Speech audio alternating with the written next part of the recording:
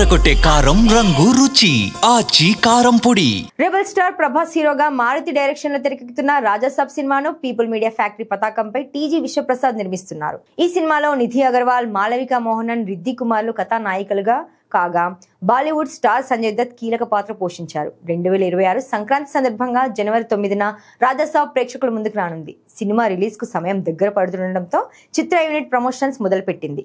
ఈ క్రమంలోనే ఇటీవల ఈ సినిమా నుండి ఫస్ట్ సింగిల్ ను రిలీజ్ చేశారు మేకర్స్. త్వరలోనే మరొక ట్రైలర్ ను రిలీజ్ చేయబోతున్నట్టు కూడా తెలుస్తోంది.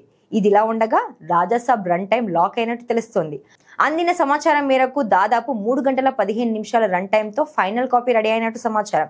అయితే ఈ రన్ టైం ఇప్పుడు డార్లింగ్ ఫ్యాన్స్ ను కాస్త భయపెడుతోంది.